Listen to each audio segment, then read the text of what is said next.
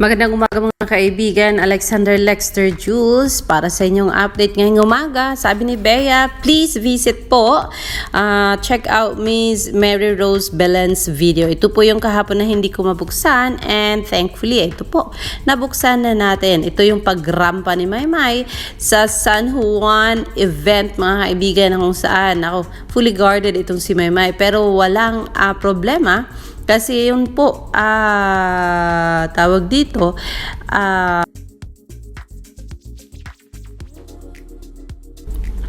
organized po ang event kung saan ang mga tao ay nasa behind the bars lang po sila. At ang darampa lang papuntang stage ay yung mga nakaalalay kay Maymay na mga pulis at mga individuals na hindi natin kilala. So, hayun, safe na safe si Darren when they went to San Juan nung Wata Wata event ng San Juan street dancing, of which masaya tayo kasi mismong si Mr. Mayor Zamora ay nag-post ng mga photos ni Maymay kasama ang mayor at ang asawa niya at si Darren din at ang kanyang may bahay. So yes, yan po ang hindi natin nabuksan kahapon na TikTok na ipinost ni Miss Belen. And thank you so much for that good share. Talagang nakita natin paano inalagaan ng San Juan ang pagbisita ni Maymay at ni Darren Espanto. Napaka-organized nila po. And yes mga kaibigan, trending, slaying this TikTok trend. Ayun, itong sayaw ni Maymay ni Alexa Elacad, ni AC Bonifacio at saka ni Bel Mariano. Isang bagay na kung saan ikinatuwa natin dahil sa ayun, nakita natin ang galing ni Maymay doon sa sayo na yon at ang graceful po at ganda ng pagkaayos ni Miss Owen Sarmiento sa kanyang damit, buhok, kulot-kulot, and we are so happy na talagang ayun, hindi tayo binigo ni Maymay at binigay na naman niya ang kanyang 100% na talagang kakayanan sa pag-perform sa stage. Talagang pang world class kung world class. It's a TikTok dance kung saan nakasama niya itong si AC Bonifacio na praise pinuna ng mga netizens na talagang lalong gumaganda si AC Bonifacio habang nagkakaedad. Yun, bata pa naman ang bata, di ba?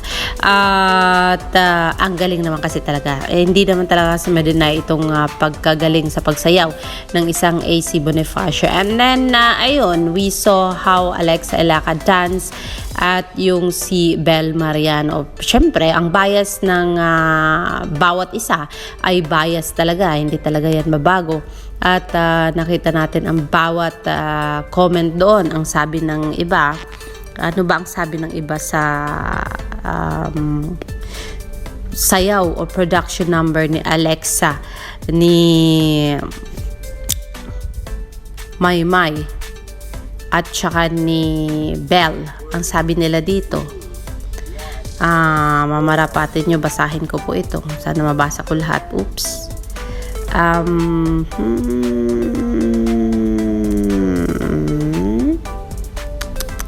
Hindi ko na mabuksan guys, pero ang sabi nila kahapon, may mga negative at may mga positive din namang mga comments na kung saan praising every performer on that stage.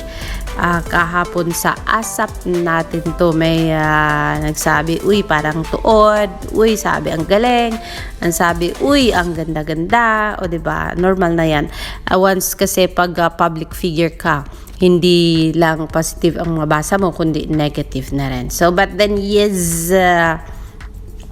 ang magulong si Robbie at saka si Kim Chiu, hindi magulo si Kim Chiu, si Robbie lang po ay talagang they find it na cute lang ng isang Robbie Domingo na yun, kita nyo naman ito.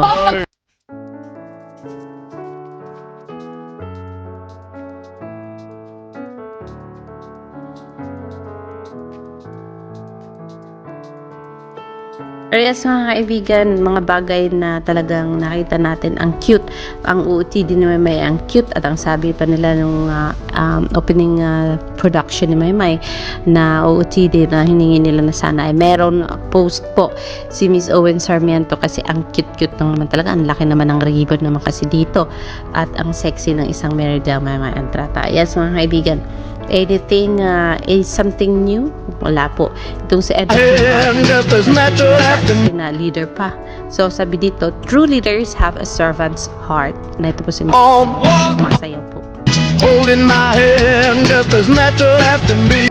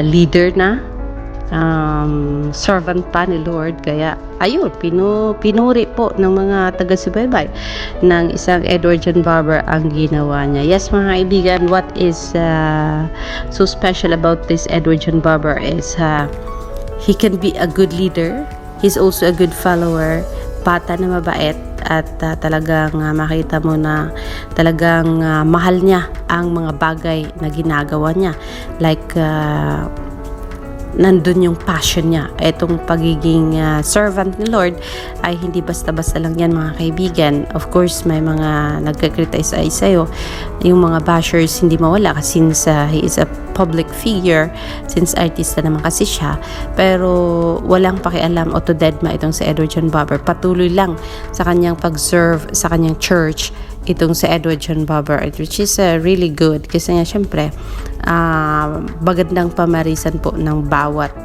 bata ang mga ganitong gawain. Ayan, and then yes, may dreamers posting this. Anong oras ba daw ang Dockyards London? Ang tawag dito nila ngayon ay Silverworks Island London on July 8. Ito po ay magaganap alas 8 ng hindi alas 8 yun, guys. Alas 10 ba yun? Nakita ko kanina. Sandali ha. Kailangan makita natin yung official timing ng Dockyards London na event. Saan na ba yun? Nawala ko na yata, guys. What time will the concert start? Sabi dito, the Filipino channel says, exciting stuff starts at 12 noon. Yan pala, alas 12 ng tanghali. On July 8, ayan po ay sa Silverworks Island, formerly known as Dockyards London. Ako, baka ma-confuse kayo. Baka hindi na magamit itong Dockyards London since may bago na pala itong pangalan. Ito po ay ang Silverworks Island. Ayan, One Music Festival, The Experience returns on July 8, 2023 at Silverworks Island, formerly known as Dockyards London po yan. Gates will open, sabi, at 12 noon and last entry po ay alas 5 ng hapon po ang pwede kayong pumasok sa Silverworks Island po yan sa London po, mga kaibigan. So yes, hindi po nagkulang itong si Maymay Dreamer sa pagpapaalala sa atin sa ating mga gawain bilang fangirling. So sabi niya dito, Maymay 1MX London na soon in Silverworks Island, London, July 8, alas 12 po babukas ang gate. Maymay in ASAP Milan soon, Milan, Italy, September 10, 2023, and Maymay in 1MX Sydney soon, Sydney, Australia, October 8. Blessed, booked, and being busy. One blessing, especially. Ayun. sa isang Meridel Maymay Entrata. And then of course on Friday they will be having this 1M sa Mix Global, yun pong experience ng makakasama si Meridel Maymay Entrata at ang kanyang kanta na Ama Kabugera. Andito po yung sinasabi sa US na sumakay si Maymay sa tricycle. Well, you only need the light when it's burning low. Only miss the sun when it starts to snow. Only know you love it when you let it go. Yun ang sabi dyan. Saan daw ang punta mo, Maymay and Entrata? O diba? Ay, sana all. To the moon, charot ang sabi ni Shinami. And then, yun. Thank you daw po sabi ng gallery namin. Ano yun? Itong picture ni Maymay and Entrata with her OOTD from yesterday, mga kaibigan. Ayan, sabi nila, these two are both immensely talented and deserve way more exposure for Maymay Entrata and AC Bonifacio. After nakita yung mahaba-haba nilang production number yesterday at talagang ginalingan, syempre. Killing, kimbot ni AC Bonifacio and Maymay Entrata ang Munnanan kahapon, mga kaibigan. So yes, mga kaibigan, yan po muna ang ating latest update on Meridel Maymay Entrata. I will see you later for more. Of course, dito lang yan sa ating channel. My event says, What ASAP in Milan, September 10 at Mediolanum Forum, Milano, Italy. Hurry and secure your tickets now via Viva Ticket po, mga kaibigan. And then what is it? 1MX Sydney, Australia 2023 on October 8, 2023 sa Hordern Pavilion, Sydney po. Tickets go on sale from July 4 at 10:30 time po yan. O, diba? So, yan po ang mga reminders sa atin ng talagang family ni Maymay Entrata. Yan, proven, tested and proven na po yan. The Filipino Channel ready to the hottest event of the year. 2 days to go till tickets for One Music Sydney, Australia are up for grabs. So, pwede na po bumili ng tickets for Australia na kung saan makakasama ni Maymay ang Ben and Ben at saka si KZ Tendingan at more, of course, more performers na hindi natin alam kung sino pa ba ang idadagdag sa listahan na yan. Ayan po. So, yes, sana sabi ko na, yan po ang ating latest update on Meridel Maymay Entrata. See you later for more. Dito lang sa ating channel, Alexander Lexter Jules. Magandang umaga po sa inyong lahat.